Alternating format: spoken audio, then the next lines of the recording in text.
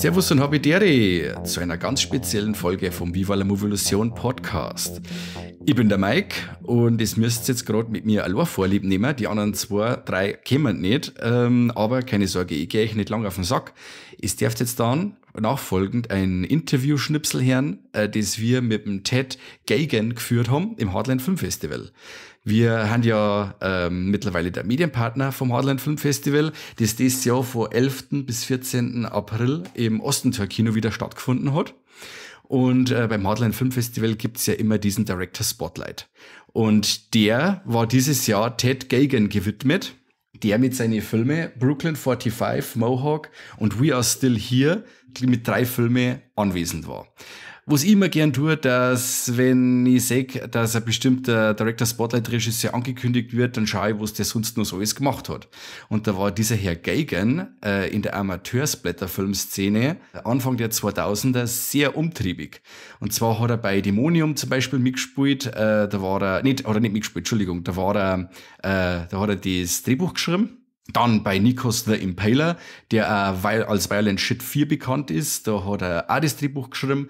Dann war er Schauspieler bei Mutation 2, Generation Dead, und hat dann weiter mit 100 Tears auch wieder das Drehbuch geschrieben und auch geschauspielert und. Also der Herr hat mit der Amateur-Splatter-Film-Szene, mit der deutschen Amateur-Splatter-Film-Szene einiges zu tun. Und da habe ich mir gleich gedacht, wow, da gibt's bei mir ein paar coole Fragen, die ich dem Herrn stellen möchte. Nur wenn man dem Herrn Geoghegan einmal das Zepter in die Hand gibt, dann, oder ihm beziehungsweise eine Frage stellt, dann haut er mal schnell einen Text runter von, weiß ich nicht, 15 Minuten. Und das nachfolgende Interview, das behandelt jetzt nur eine Frage, die ich ihm gestellt habe. Also ich hätte noch ein paar andere gehabt, aber unsere Interviewzeit war nach 2 Fragen dann schon vorbei. Und die Frage, die ich ihm gestellt habe, quasi, wie er eigentlich zu dieser Amateur-Splatter-Film-Szene nach Deutschland, wie er da dazu gekommen ist. Weil er ist ja ein Amerikaner und das ist ja nicht alltäglich, dass man, ja, da in der Szene als Amerikaner, als Newcomer so stark vertreten ist. Und das hat mich natürlich stark interessiert. Und genau, also diese eine Frage habe ich ihm gestellt und dieses nachfolgende Interview, das ihr jetzt hört, ist die weit ausschweifende Antwort. Und ich fand diese Antwort so toll und meine Kollegen auch. Und dann haben wir gesagt, wisst ihr was, das hauen wir eigentlich als Extra-Folge um die Ohren. Ist leider auf Englisch.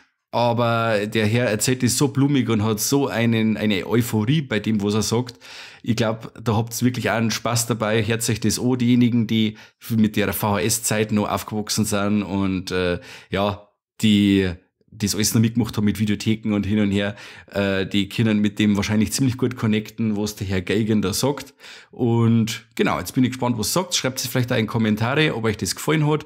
Mir findet es total cool, die Antwort, die sehr ausschweifende Antwort hat uns mit einem breiten Grinsen zurückgelassen, so toll wie der Herr Geoghegan da redet über seine Vergangenheit. Also wünsche ich euch jetzt ganz viel Spaß bei der nachfolgenden Antwort vom Herrn Geoghegan auf meine Frage. Also bis zum nächsten Mal und Servus und Habidere. Viel Spaß. My name is Ted Geoghegan. I am the centerpiece director at this year's Hardline Film Festival.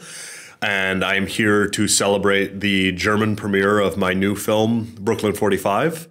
And I am also hosting 2 repertory screenings of my older films, Mohawk and We Are Still Here.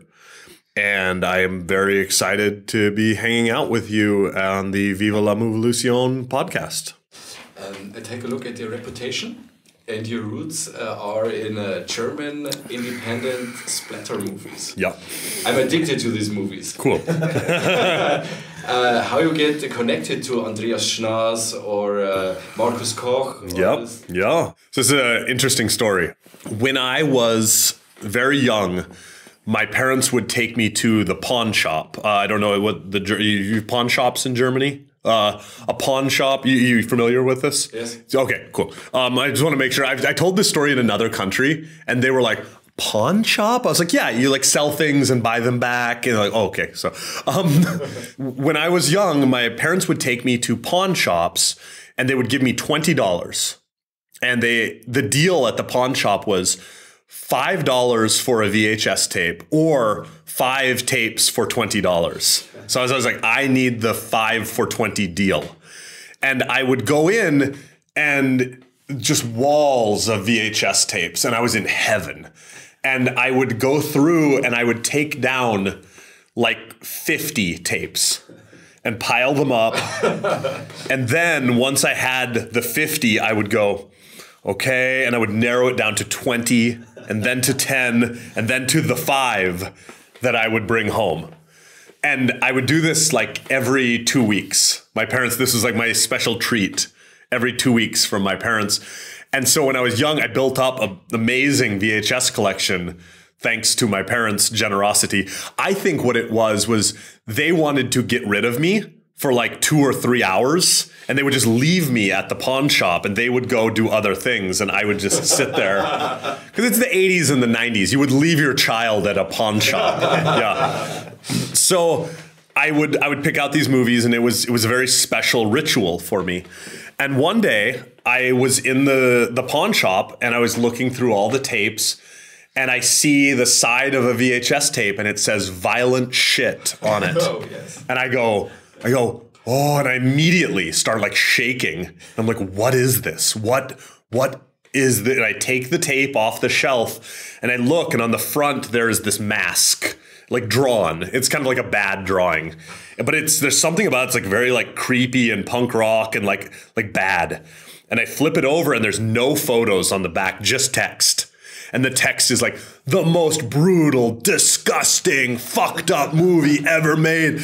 And I was like scared to be holding this tape. And I was like, I do not know what this is, but I must bring it home. I must. So I put it aside and I picked out my other 4 tapes and I brought them home. And I remember coming home. I still vividly remember this, coming home and taking out the tape and like shaking while I was putting it in the VCR, because I thought this movie was going to like fucking assault me. Like I thought it was going to like, and so I hit play and I like back up. Like I do not know what I'm going to see. And it's this fucking silly German splatter movie filmed on like consumer grade VHS in someone's backyard, and it is like guts made out of linguine and spaghetti, and I'm like, oh, okay. I said, okay, it is like a homemade horror movie. And I laughed and I was like, okay, cool. And I put it back in the box and on the shelf. But I probably never watched it again on the tape. But it was always cool because people would come over to my house and they would look at my wall of horror VHS, and everyone would stop and go, what is violent shit? Because it's fucking crazy. It's a crazy title. And I would always say like, oh, it's this like homemade horror movie from Germany. And they're like, oh, should we watch it? And I was like, probably not. And they're like, okay, cool. And years and years went by. And now I am in college. I'm in university. And I decide that I'm going to write a book. Like, I have this great idea. I'm 20 years old or 19 years old. I'm going to write a book.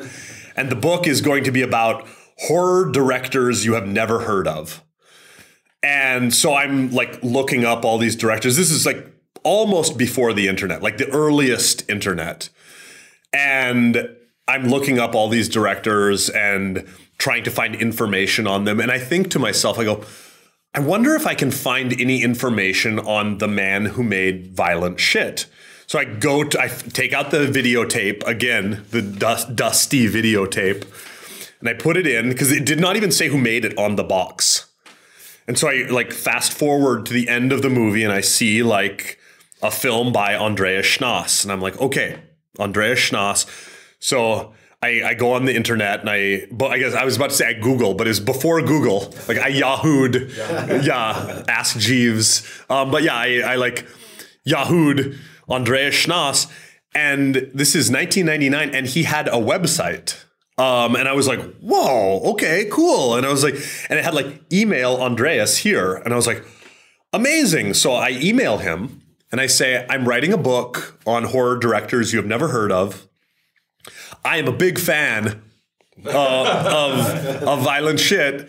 And I would love to talk to you. And I pressed send. And I thought, wow, it would be really cool if he wrote back one day and bing, and I look, and he has already written back. He wrote back in like 30 seconds. And he is like, yes, yes, yes. Oh my God, this is so cool. I have never been interviewed for a book. And I do not think he knows I am a 19-year-old child. But I go, cool, I would love to interview you. So we got on the telephone and we did a long interview, and he told me about his childhood and growing up in Hamburg and his history with horror. And he grew up loving the Shaw Brothers, and he would sneak into the movies. And he told me all about, trying to import horror movies in Germany and how hard it was and everything about his life. It was very cool and very inspiring. And I wrote a very short biography for him because my idea was like each director will have one page. So I wrote a short biography and I sent it to him. And he was like, oh, this is amazing. It's so cool to see my life written out and in English. To him, it was very special because it meant like people in other countries knew who he was. And the conversation ended and the book never came out because I was a kid. I lost interest in it and it probably was not written that well. And a few months later, Andreas sent me an email and said, I have just received money to make my first movie in English. And I'm shooting on a 16 millimeter film, a Super 16. And we are going to film the movie in Rome, Italy, and I would like you to co-write the screenplay with my wife. And he goes, because I think you are a good writer, and I was probably the only person who spoke English very well that he knew. So I said, oh my God, this is a dream. Yes, yes, yes. And so for most of the year 2000, I was working over email on this screenplay with Andreas's wife. And toward the end of 2000, they said, okay, we were going to start filming the movie. They said, would you like to come over to Hamburg, where we live, and stay in our house for like a month or two and work on the screenplay with us in person to like finish it and fine tune it? I said, oh my God, this is a dream. Yes, yes, yes. And so they flew me to Hamburg and I lived in Hamburg for like 2 months. And it was incredible. And during that time, I got to know Andreas very well. I got to know many of his dear friends in Hamburg. And while I was there, he said, oh, a friend of mine is making a movie, like an hour south on the train. And he said, I will get you a train ticket to go visit him if you want to. And I said, yeah, of course. And so I got a train ticket and I went down, I forget where it was, Rellingen, I think was the name of the town. Yeah, it was a very, very tiny town. And I get off the train and I meet Timo Rose. And he was filming Mutation 2, just some gory mutant movie. And he said, I want you to be in my movie. And I said, okay, sure. I'm not much of an actor, but I like walk around. I play like asshole American.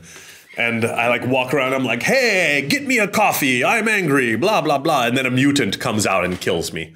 And it was fun and silly. And one of the other actors on that movie was Olaf Ittenbach. He was just playing a character. The German godfather of Yeah, yeah. And I knew Olaf, from Burning Moon and other things in the US. And oh God, what was the other one? It had a fucking wild title. Burning Moon? The Burning Moon. What's that? Premutos, yes, Premutos. Yeah, the fallen angel. Yeah, Yes. Yeah, that was the other one I remembered him from. So I met Olaf. I was like, very cool. And I went back to Hamburg, and then we all flew down to Rome. We made this film, Demonium, which came out like nowhere. I think it had a German release, maybe. Yeah, but it's heavy edited. Oh, really? Okay. All the gore is out. Oh, really? Yeah. Well, that's fun. And then I know it came out in the UK, because that is the version I have, and it is on a double disc with full cheese Cat in the Brain. That is like, that's the only way you could buy it, was like on this disc. And I was like, okay, I guess I own Cat in the Brain now too. But the problem with Demonium was that it's an English language movie directed by a German, but the entire cast is Italian. And they had no idea how to speak English. And so my job on set was to like teach them their lines phonetically. So they did not even know what they were saying sometimes. And so I had worked on this screenplay for a year and a half. And there would be a line like, "Don't go in there." And I was like, oh, like, don't go in there. Don't go in there. And then the actor would come over and go, I don't go in there. And I was like, no, like, don't go in there. It's like, yeah, see. And we go on set, and you watch the movie now, and you have characters who go, don't go in there. You go, oh. So it is a very difficult movie to watch. I always believe it would be such a better movie if it was dubbed into proper English. Maybe if you saw it dubbed in German, maybe it's a better movie. But I guess you don't get the gore, so yeah. Where is the fun? Where is the fun? So I worked on this film. I went back to America and I went back to college and got a job in a video store, met my wife. Life went on. And 2 years later, in 2003, I get an email from Andreas Schnaas. He says, I'm making another movie. Do you want to write it? I thought, okay, sure. And so I wrote Nikos the Impaler, Andreas's only shot in America movie. Just terribly silly movie. I loved it. Just a gore movie. Yeah, me too. I love it too. It's so silly and dumb. It's like a trauma movie. You know, it's just a silly fucking movie. It's got like 74 kills in it. It's a slasher movie with 74 kills. Yeah. So I wrote this thing, and it's silly and fun. And 2 years after that, Andreas calls me up again. He goes, I have more money. I'm going to make another movie. Would you like to write it? And I said, sure. So I wrote another movie for him called Don't Wake the Dead, about a bunch of girls who go to a haunted mansion and get attacked by Templar night zombies and Nazi zombies who all wake up at the same time and try to eat schoolgirls who are there for a rock concert. It's very silly, but all of Andreas's movies are silly. But it was fun, and I was so proud of this. And then I think, like, oh, this is cool. I made 3 movies with Andreas. And all of a sudden, I get a phone call from Timo Rose, who says, do you remember me? I said, of course I remember you. He says, I'm making a movie, and I'm wondering if you would like to write it. And I said, okay. And he said, okay, I also am looking for money. I said, oh, okay. I said, well, I have very little money. But I said, I would love to help produce one of your movies, you know, because a lot of these movies are made for so little, like $6,000, you know, $5,000, like really nothing. Like we say low budget movie, there's like no budget movies, you know. It's and so I took like a very little amount of money that I had, and I partnered up with my very good friend Joe Zazo, who's an American actor. He is the lead in Nikos. And he's also in Demonium. He was the one American actor who was in Demonium.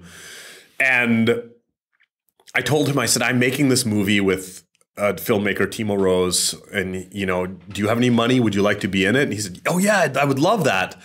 And so Joe put in some money. And so Joe and I produced a gore movie for Timo Rose called Barricade, which is just a crazy splatter movie that was shot, I think, maybe around here. And it has a few German actors in it, and it did very well. It was actually quite successful. In America, it did very well, too, on DVD. And a year later, Timo said, that was successful. Let's make another one. And I made another one. And then I made another one. And then I thought, I've made 6 movies in like this German underground scene. And by then I was talking to Olaf Ittenbach, I was talking to Jörg Budreich, I was talking to all of these like amazing filmmakers. And I realized like I was accepted into this community, and it was very special to me because it brought me back to my childhood and being in that video store and like taking this copy of Violent Shit off the shelf. And when I took it home and watched it, I thought, this is silly, like camcorder garbage with like spaghetti and linguine.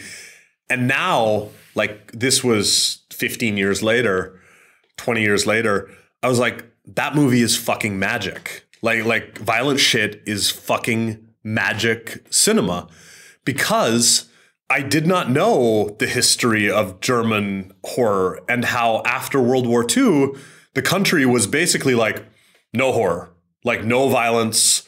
We are trying to like change our image. We cannot have this in the country. But you cannot stop us from loving horror movies. They're special. They're important. And I think it's so fucking amazing and punk rock that these filmmakers like Olaf and Jörg and Timo and Andreas, they could not get these movies. They could not get Dawn of the Dead. They could not get Maniac. They could not get Child's Play. So like, fuck it. Let's make our own movies. Like if they will not let us import horror, we will make it here with like no money, because this is what we want to see. And no other country did that. And I think that is so fucking cool. And I have so much respect for it now. And it's why to this day, all these movies, Demonium and Nikos, they're silly, they're no budget and all this. But now I look at them and I'm so proud to have like been a part of this underground scene here and to like help horror reach horror fans in a place where it was hard to watch this stuff. And I think that's the fucking best. So I will always love like German underground horror stuff, because it's where I started, and it really is like, it's my fucking heart, you know, I love it. It's the best. My dream, honestly, is I'm a feature filmmaker. I'm not a documentarian. But my dream is I would love, if I was ever to make a documentary ever, I would love to make it about that. Yeah. I would love to make it about not just like, oh, here's Timo. Oh, here's Jörg. Oh, here's Olaf. But like start it with like the 1920s, like German expressionist horror, because that shit was extreme. I mean, now we watch it and it's like silly, but like you watch Cabinet of Dr. Caligari, that thing is fucking insane. And the angles and the fucking faces, and it's I can only imagine seeing that in the cinema back then. It must have been like a psychedelic nightmare to watch this. And so like for Germany to have this like amazing history with like horror and suspense cinema, because you also had all those amazing suspense films like M and like these like cool like early movies that inspired Hitchcock, you know? And then it's like you get the rise of your government, you know, in the 30s and the 40s. And all of a sudden the country changes so drastically. And after the war, suddenly it's this like, no.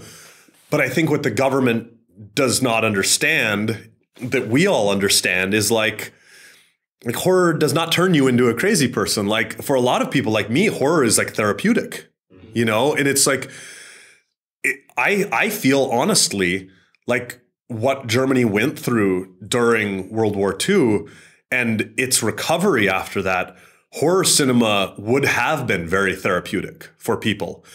Because like I think in America after 9/11, like which was like one of the most horrible things for America to witness, to see these towers fall and to see thousands of Americans die in this horrible way, we as Americans were like, nothing is fucking scary anymore. Like that's the most horrible thing I can imagine. Nothing fucking scares me.